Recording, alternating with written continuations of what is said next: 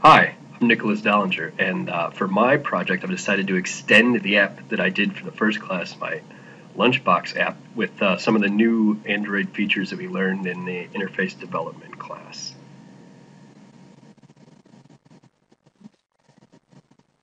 My app is called Lunchbox, and it's aimed at getting a group of people all on the same page about where you're going to go to lunch.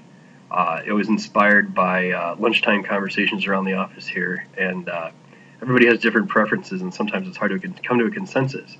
But if everyone puts their preferences into the My Lunchbox app, I do a little formulating, and based on everyone's preferences, based on the group that's going or not going, it comes up with a an optimal lunch solution.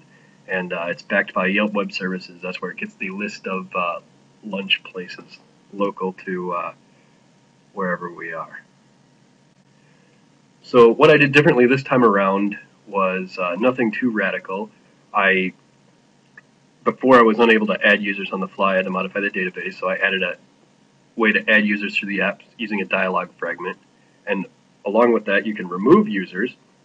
I re-implemented the whole thing using fragments, so instead of separate activities, so now it'll be easy to port to tablets. I also implemented the action bar as a means for calling my add and remove users, and I also added, well, pretty much a basic Android theme and some custom art just for fun. All right,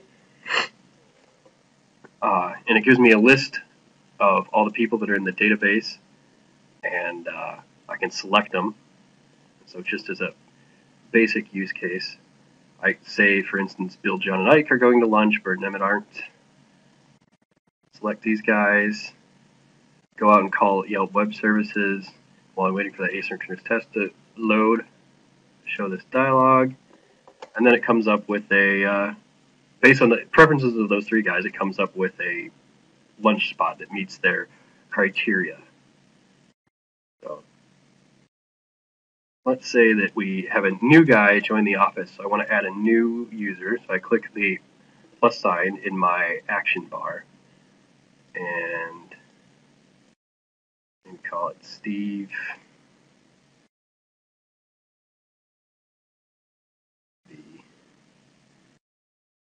Enter his name, and then I have sliders here to set preferences for all the genres that I'm taking into account.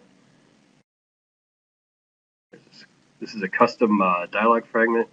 I have all these scroll views in it,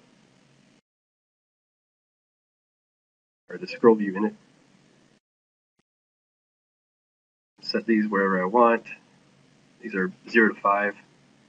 Then when Steve's happy with what he's got, I can add user, then it adds it to the database, and then Steve shows up down here. So now say Steve, Emmett, and Ike are going to lunch. Go back, hit the web services again, and get another alternative.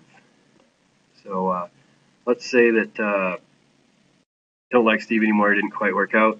So I can select him, remove him. Are we sure? Yes, he's removed from the database, and he's also removed from the list. So that's pretty much it. Pretty simple, but hopefully effective. So, well, what did I learn? Well, I got a better handle on using fragments than I had earlier. Still, some mystery about what should be and shouldn't be, but this made a big difference. Also, some of the DB-related stuff that we talked a little bit about in the first class, but I still didn't quite have a handle on it. That gave me a little bit of trouble doing that, adding and removing people on the fly, but I got it figured out.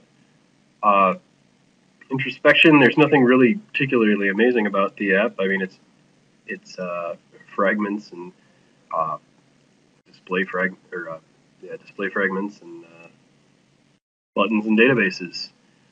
Next steps, I'd really like to go through and clean up some of this code. And the number one thing is my database interface. I use a simple cursor listener. I should have used loaders so it was asynchronous to improve performance, and that's what I'm going to go in and change next. Other than that, I think it's good.